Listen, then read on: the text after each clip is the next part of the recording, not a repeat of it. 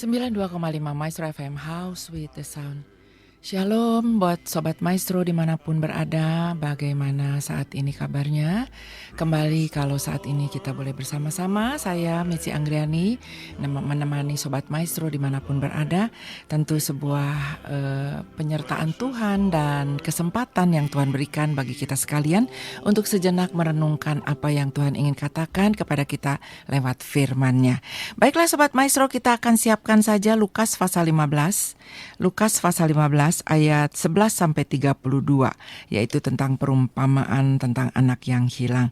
Sebelumnya mari kita minta pimpinan Tuhan terlebih dahulu di dalam doa. Mari kita berdoa. Bapa di dalam surga, kami mengucap syukur kalau saat ini kami boleh bersama-sama kembali untuk menikmati kebaikan Tuhan lewat firman Tuhan yang menjadi pedoman yang hidup bagi kehidupan setiap kami. Terima kasih untuk kesempatan di mana kami punya kerinduan untuk mendengarkan apa yang Tuhan mau katakan lewat firman-Mu. Mari Roh Kudus sucikan dan kuduskan kami dengan kuasa darah Yesus Kristus. Layakan kami di hadapan Tuhan dan mari Roh Kudus pimpin supaya kami juga bisa mengerti apa yang kami dengar. Di dalam nama Yesus Kristus yang memberkati kami semua, kami berdoa. Haleluya. Amin. Amin. Sobat Maestro, kita akan sama-sama membaca Lukas pasal 15 ayat 11 sampai 21, demikian bunyinya. Perumpamaan tentang anak yang hilang. Yesus berkata, ada seorang mempunyai 2 anak laki-laki. Kata yang bungsu kepada ayahnya, Bapa, berikanlah kepadaku bagian harta milik kita yang menjadi hakku. Lalu ayahnya membagi-bagikan harta kekayaan itu di antara mereka. Beberapa hari kemudian anak bungsu itu menjual seluruh bagiannya itu, lalu pergi ke negeri yang jauh. Di sana ia memboroskan harta miliknya itu dengan hidup berfoya-foya. Setelah dihabiskannya semuanya, timbullah bencana kelaparan di dalam negeri itu, dan ia pun mulai melarat. Lalu ia pergi dan bekerja pada seorang majikan di negeri itu. Orang itu menyuruhnya ke ladang untuk menjaga babinya. Lalu ia ingin mengisi perutnya dengan ampas yang menjadi makanan babi itu, tetapi tidak seorang pun yang memberikannya kepadanya. Lalu ia menyadari keadaannya, katanya, betapa banyaknya orang upahan bapakku yang berlimpah-limpah makanannya, tetapi aku di sini mati kelaparan. Aku akan bangkit dan pergi kepada bapakku dan berkata kepadanya, Bapa, aku telah berdosa terhadap sorga dan terhadap Bapa. Aku tidak layak lagi disebutkan anak Bapa. Jadikanlah aku sebagai salah seorang upahan Bapa. Maka bangkitlah ia dan pergi kepada bapaknya. Ketika ia masih jauh, ayahnya telah melihatnya. Lalu tergeraklah hatinya oleh belas kasihan. Ayahnya itu berlari mendapatkan dia lalu merangkul dan mencium dia. Kata anak itu kepadanya, Bapa, aku telah berdosa terhadap sorga dan terhadap Bapa. Aku tidak layak lagi disebutkan anak Bapa. Tetapi ayah itu berkata kepada hamba-hambanya, lekaslah, bawa kemari jubah yang terbaik. Pakaikanlah itu kepadanya dan kenakanlah cincin pada jarinya dan sepatu pada kakinya. Dan ambillah anak lembu tambun itu, sembelihlah dia dan marilah kita makan dan bersuka cita. Sebab anakku ini telah mati dan menjadi hidup kembali. Ia telah hilang dan didapat kembali. Maka mulailah mereka bersukaria. Tetapi anaknya yang sulung berada di ladang dan ketika ia pulang dan dekat ke rumah, ia mendengar bunyi seruling dan nyanyian tari-tarian. Lalu ia memanggil salah seorang hamba dan bertanya kepadanya, apa arti semuanya itu? Jawab hamba itu, adikmu telah kembali dan ayahmu telah menyembelih anak lembu tambun karena ia mendapatnya kembali dengan sehat. Maka marahlah anak sulung itu dan ia tidak mau masuk. Lalu ayahnya keluar dan berbicara dengan dia. Tapi dia menjawab ayahnya katanya, telah bertahun-tahun aku melayani Bapa dan belum pernah aku melanggar perintah Bapa. Tetapi kepadaku belum pernah Bapa memberikan seekor anak kambing untuk bersuka cita dengan sahabat-sahabatku. Tetapi baru saja datang anak Bapa yang telah memboroskan harta kekayaan Bapa bersama-sama dengan pelacur-pelacur. Maka Bapa menyembelih anak lembu tambun itu untuk dia. Kata ayahnya kepadanya, anakku, engkau selalu bersama-sama dengan aku. Dan segala kepunyaanku adalah kepunyaanmu. kita patut bersuka cita dan bergembira karena adikmu telah mati dan menjadi hidup kembali. Ia telah hilang dan didapat kembali. Sobat Maestro, ayat ke-21 saya akan ulang, dikatakan demikian. Kata anak itu kepadanya, Bapa, aku telah berdosa terhadap sorga dan terhadap Bapa. Aku tidak layak lagi disebutkan anak Bapa. Sobat Maestro, perumpamaan tentang anak hilang ini adalah sebuah kisah yang menuntut kita untuk mengadakan refleksi diri tentang apa yang harus kita perbuat apabila kita berdiri pada posisi anak sulung. Apakah kita dapat menerima anak bungsu yang hilang dan yang kembali ke rumah dan yang kepulangannya disambut dengan meriah oleh bapaknya? Selain itu, kita juga dapat merefleksikan diri kita sebagai anak yang hilang, yang pada akhirnya bertindak cepat, yaitu dengan kembali ke rumah bapaknya.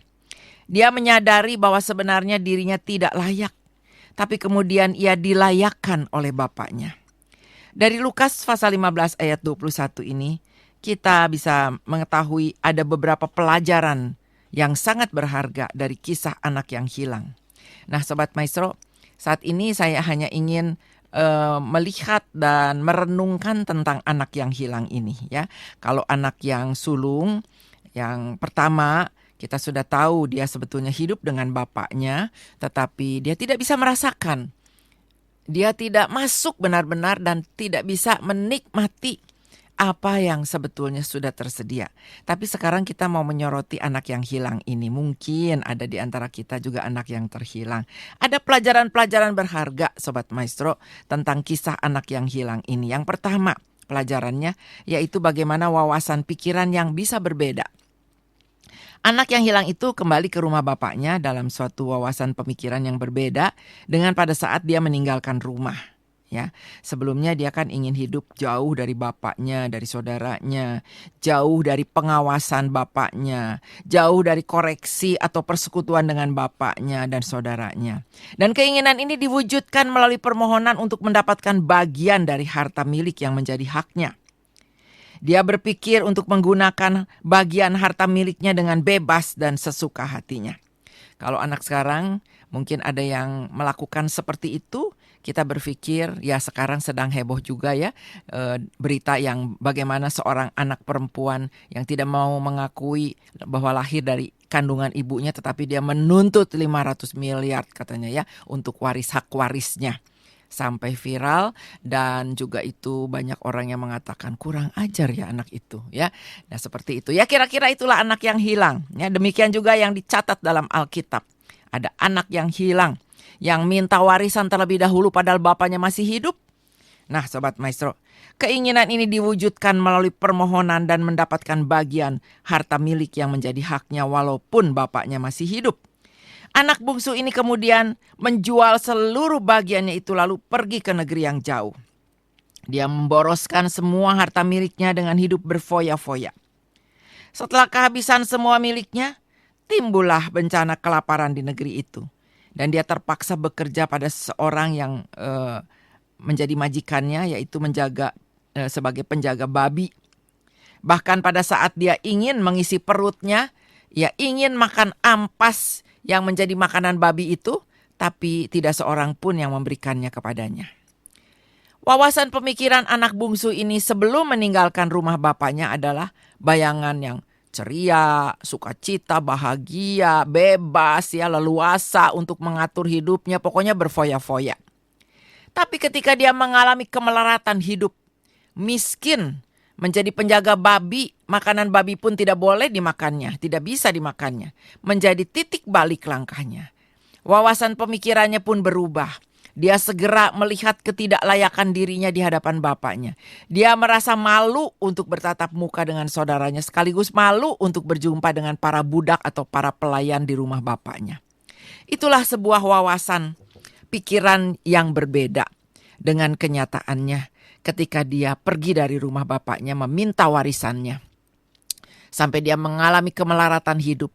Dan di situ ada titik balik bagaimana pikirannya berubah. Wawasan pikiran yang tadinya hanya berpikir dia bisa bebas, bisa sukacita, bisa bahagia, bisa memakai uang sebebas-bebasnya, bisa hidup berfoya-foya. Kemudian ketika dia mengalami sesuatu, maka wawasan pikirannya berubah, Sobat Maestro. Itu pelajaran buat kita sekalian. Adakah kita juga merenung dalam kehidupan ini ketika ada tantangan, ada masalah, ada sesuatu yang Tuhan sedang lakukan di dalam kehidupan kita, lalu kemudian kita berubah dengan wawasan yang tadinya pemikirannya kita mau bebas, mau enak ya, mau segala sesuatu yang menurut pemikiran kita. Tetapi ketika kita mengalami sesuatu, lalu kita merenungkannya, lalu pemikiran kita berubah 180 derajat. Nah, itulah pelajaran penting buat kita Sobat Maestro seperti yang dialami oleh anak bungsu yang terhilang itu. Lalu pelajaran kedua yaitu sebuah rasa penyesalan.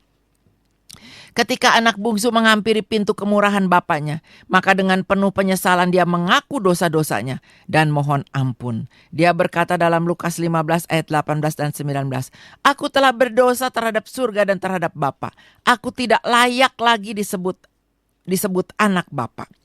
Sobat Maestro, si bungsu itu datang sebagai seseorang yang membawa penyesalan hati yang sungguh-sungguh. Dia tidak mencari-cari alasan untuk membenarkan diri, lalu menyalahkan orang lain misalnya.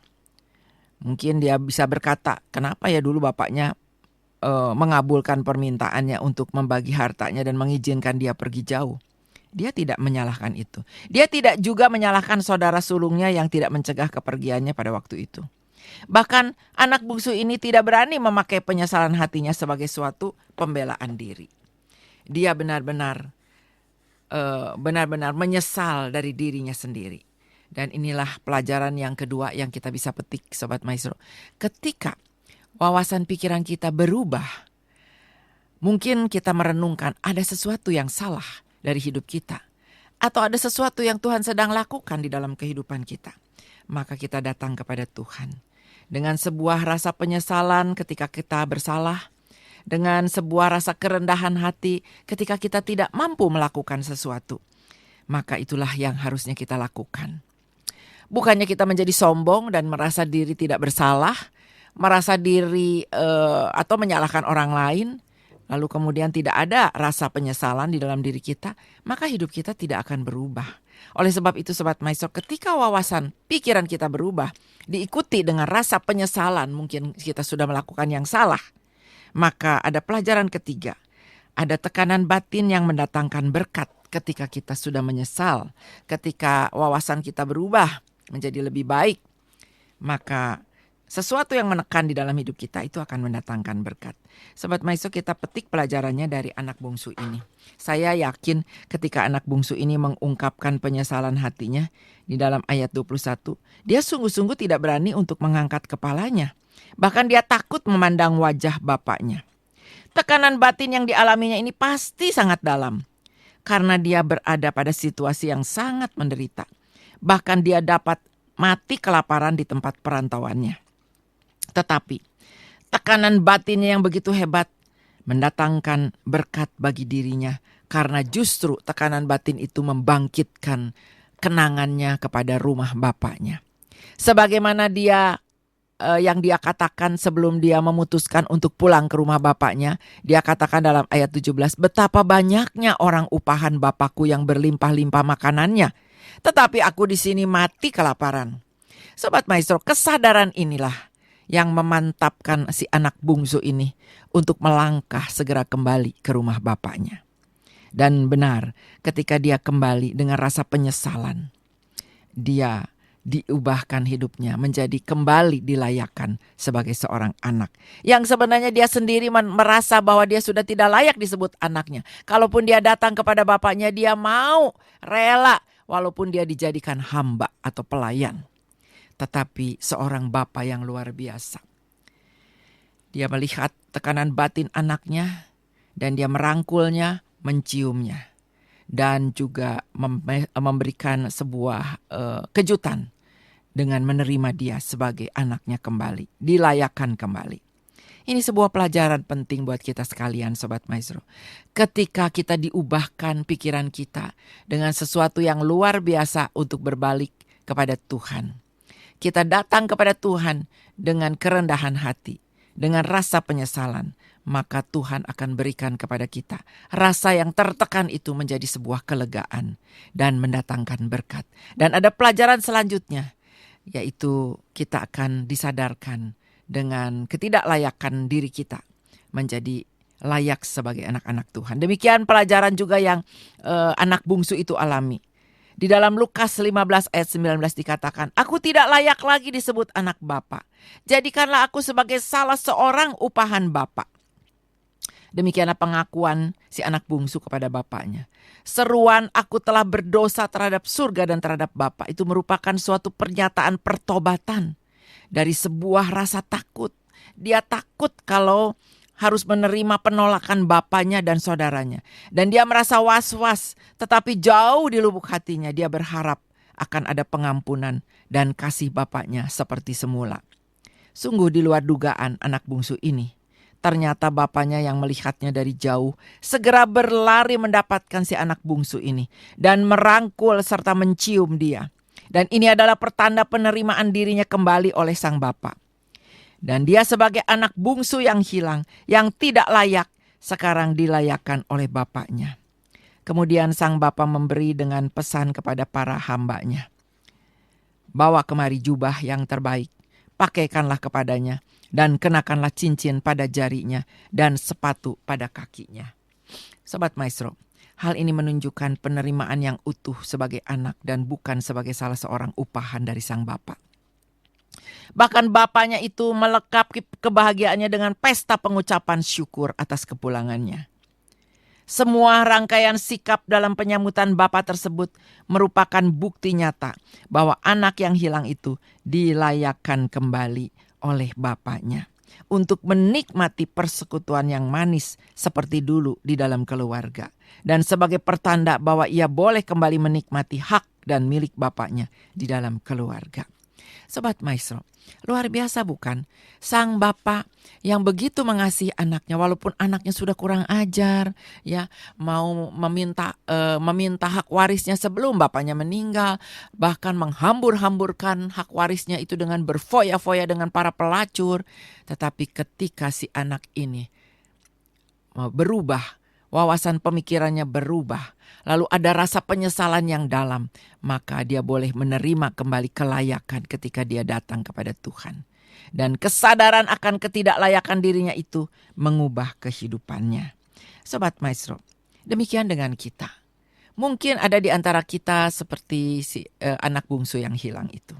Di dalam Lukas 15 ayat 21 diungkapkan penyesalan anak bungsu itu terhadap bapaknya. "Bapa, aku telah berdosa terhadap surga dan terhadap Bapa. Aku tidak layak lagi disebutkan anak Bapa." Dan kalimat ini merupakan ungkapan pernyataan yang tulus dari hati yang terdalam. Permintaan "jadikan aku sebagai salah seorang upahan Bapa" di dalam ayat 19, ternyata ini tidak dikabulkan oleh sang Bapa. Sungguh luar biasa. Dia yang tidak layak justru telah dilayakkan oleh bapaknya. Dan ungkapan tulus anak bungsu ini dalam ayat 21 menyentuh kebesaran hati sang bapa. Kesadaran anak bungsu akan dosa-dosanya yang melebihi sikapnya sebelumnya dia meninggalkan rumah. Dan hal ini terbukti dengan ungkapan jujurnya, "Aku telah berdosa terhadap surga dan terhadap Bapa. Aku tidak layak lagi disebut anak Bapa." Sobat Maestro, tidak ada sesuatu pun yang dapat menyadarkan seseorang akan dosanya dan ketidaklayakan dirinya kecuali dari pengalaman pribadinya akan kasih Allah yang agung. Yang mengantarkan orang tersebut kembali kepada Allah. Dia kembali kepada Bapa sebagai seorang anak yang sudah diampuni, diterima dan dipulihkan. Dalam persekutuan yang indah bersama Bapa dan bersama saudara seimannya. Sobat Maestro, satu gambaran yang luar biasa. Kalau Bapak secara jasmani saja bisa melakukan sesuatu. Walaupun memang tidak semua bapak seperti yang dicatat di dalam perumpamaan anak hilang ini ya Sobat Maestro. Karena ada juga bapak yang tidak bertanggung jawab, meninggalkan keluarganya, meninggalkan anak istrinya, tidak bertanggung jawab memberikan nafkah, lalu bahkan berfoya-foya dan mempunyai selingkuhan. Ada banyak Sobat Maestro bapak-bapak yang seperti itu, bahkan para wanita, ibu-ibu juga ada yang melakukan seperti itu. Tapi kita mau lihat satu gambaran yang diceritakan dalam perumpamaan anak yang hilang ini. Seorang bapa yang sejati, yang walaupun diminta hak warisnya ketika dia masih hidup, dia memberikannya. Dia tidak mau berkata bahwa anak ini kurang ajar, tetapi dia memberikannya. Lalu kemudian Tuhan bekerja. Ada kasih yang luar biasa di dalam diri bapa ini. Ada kasih karunia. Dan kemudian ketika si anak ini diubahkan, itulah sentuhan Roh Kudus, saya percaya. Karena Tuhan juga bekerja dan membuat si anak ini bisa berubah pikirannya, lalu datang kepada Tuhan dan minta ampun, lalu juga datang kepada bapaknya dengan rasa penyesalan. Dan kemudian ada sebuah perubahan. Luar biasa Sobat Maestro. Tekanan batin yang meranda si anak bungsu ini mendatangkan berkat. Kesadarannya untuk bertobat, menerima dia sebagai kelayakan sebagai seorang anak kembali. Dan demikianlah Sobat Maestro dengan kita juga. Sebagai seorang anak, mungkin kita ada di tempat anak yang sulung, yang merasa tidak memiliki dan tidak merasa diberkati. Atau mungkin kita ada di dalam posisi anak bungsu yang terhilang, yang sudah lama meninggalkan Tuhan. Sudah lama meninggalkan persekutuan di dalam gereja dan persekutuan dengan saudara-saudara seiman. Sudah tidak pernah baca firman lagi. Sudah tidak pernah berdoa lagi.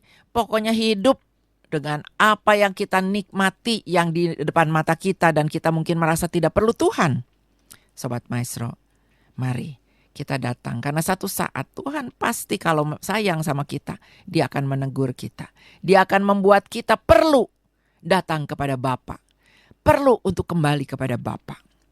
Maka Bapa di surga yang memberikan kasih yang terbesar, yaitu dengan mati di atas kayu salib serta bangkit kembali untuk menebus dosa-dosa kita. Dia akan selalu siap mengampuni kita, menerima kita, dan memulihkan kita. Sobat Maestro, sebaliknya, orang yang merasa dirinya benar tidak akan pernah tahu makna pertobatan yang sebenarnya. Suatu hari Minggu Sobat Maestro, setelah selesai kebaktian, ada seorang wanita berkata kepada sang pendeta bahwa dia akan segera pindah ke gereja lain kalau minggu depan ada gadis yang duduk di samping kirinya itu di dalam kebaktian itu tidak dipindahkan ke barisan bangku lain.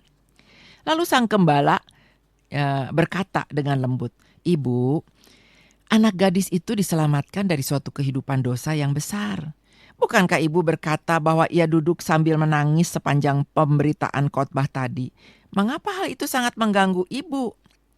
Ibu perlu mengetahui bahwa dia menangis itu karena hatinya diliputi oleh kasih dan pengampunan dari Yesus Kristus sebagai juru selamatnya. Dia terharu karena ketidaklayakan dirinya, dan sekarang dia justru dilayakkan oleh Tuhan. Tidak dapatkah ibu mencoba untuk memahami gadis itu yang sedang terus-menerus nangis di samping ibu?" Lalu ibu itu menyaut, "Tidak, saya tidak pernah dapat memahaminya." Lalu si ibu itu lanjut mengatakan, "Orang-orang yang mengekspresikan emosinya berkelebihan di dalam iman mereka, di dalam kebaktian, sangat mengganggu ketenangan diri saya." Itu yang dikatakan si ibu itu. "Saya selalu hidup dengan baik dan tidak pernah meributkan apapun dengan siapapun." Lalu kembali sang pendeta menjawab dengan bijak, "Baiklah, cobalah ibu berbicara dengan gadis itu. Saya percaya dia pasti dapat menolong ibu." Lalu lewat cerita tadi Sobat Maestro, si ibu mungkin diceritakan sesuatu oleh sang gadis. Nah Sobat Maestro, kita tahu ada banyak orang-orang yang seperti si ibu tadi, ya, tidak bisa memahami orang lain dengan ekspresi kesedihan atau dengan pertobatannya.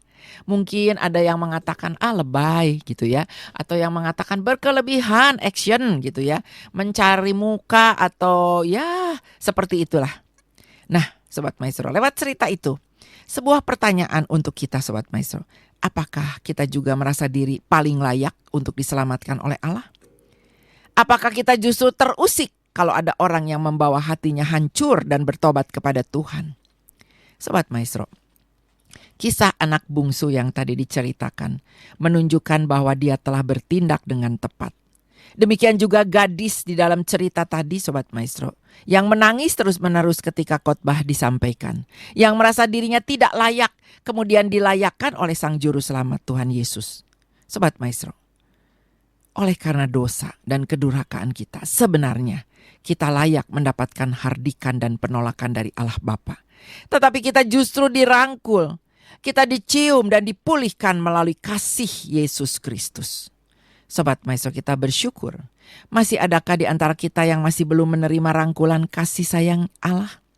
Mari Sobat Maestro, kembalilah kepada Tuhan, karena Dia selalu menanti kepulangan kita. Kita akan renungkan bersama-sama.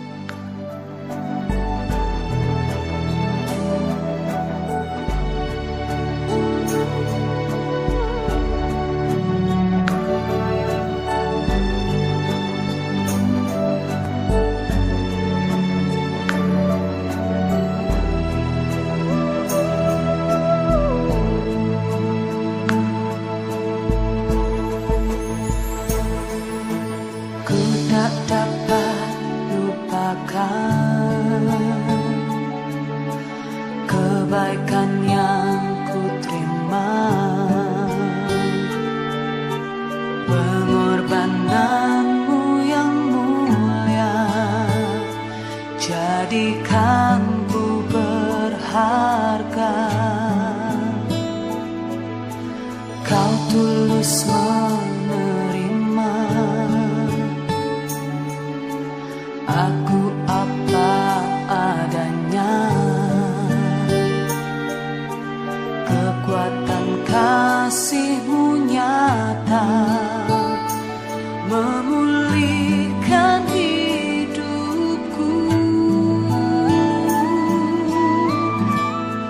Kau bukan Tuhan yang melihat rupa, Kau bukan Tuhan yang memandang harta, hati hamba yang selalu Kau cari, biar Kau temukan di dalamku selama ku hidup. Sobat Maestro, setiap kita adalah orang-orang yang sebenarnya memerlukan pertolongan. Dan biarlah kita punya hati seperti seorang hamba, seperti si anak bungsu itu yang mau menyadari kesalahan-kesalahan kita dan kita merasa tidak sanggup hidup sendiri, memerlukan pertolongan Roh Kudus, pertolongan Tuhan dalam hidup kita. Maka ketika kita datang dengan kerendahan hati kepada Tuhan dan kita mohon supaya Tuhan bekerja dalam hidup kita, maka kita akan merasa lega, kita akan merasa kembali damai sejahtera itu ada dalam hati kita. Dan disitulah kita akan merasakan benar-benar kasih Bapa yang begitu besar. Kita bisa bersyukur dan hidup kita juga bisa bertoleransi dengan orang lain. Kita bisa membantu mereka yang dalam keadaan yang sama seperti kita mengalami hal yang sama ketika kita menderita, ketika kita kehilangan damai sejahtera, ketika kita sungguh-sungguh merasakan dan memerlukan pertolongan Tuhan. Kita bisa menjadi berkat dan kita bisa memuliakan nama Tuhan. Mari kita berdoa. Terima kasih Tuhan Yesus. Kami tahu Tuhan hidup kami tidak bisa sendiri. Kami layak karena dilayakkan oleh Tuhan. Kami boleh menikmati kasih karunia karena kasih Bapa yang sudah tercurah di atas kayu salib buat kami. Terima kasih Tuhan ketika kami boleh merasakan kehidupan kami ini memerlukan pertolongan. Tidak bisa hidup sendiri karena kami sering salah. Oleh sebab itu biar kami datang kepada Tuhan setiap waktu, setiap saat. Di dalam keadaan apapun kami bisa bersyukur kepada Tuhan. Kami dilayakkan oleh Tuhan. Terima kasih Tuhan, biarlah Engkau yang menolong kami terus, untuk kami juga menjadi saluran berkat bagi banyak orang yang memerlukan pertolongan Tuhan, bagi banyak orang di sekitar kami juga yang mungkin mengalami hal yang sama dengan kami, bahkan mungkin lebih parah dari kami. Tuhan yang memimpin kami, untuk kami boleh menjadi kepanjangan tangan Tuhan. Terima kasih Tuhan, terpujilah Engkau Allah kami, di dalam nama Yesus Kristus kami sudah berdoa. Haleluya. Amin. Amin. Sobat Maestro, saya percaya setiap kita diberkati oleh firman Tuhan yang menjadi pedoman, menjadi kekuatan yang baru, menjadi pendorong semangat bagi kita sekalian. Baiklah Sobat Maestro, dari Geraha Maestro Jalan Kaca Piring 12 Bandung, saya Mitzi Anggriani akan segera undur diri. Tuhan memberkati kita semua. Shalom, damai sejahtera Tuhan beserta dengan kita sekalian.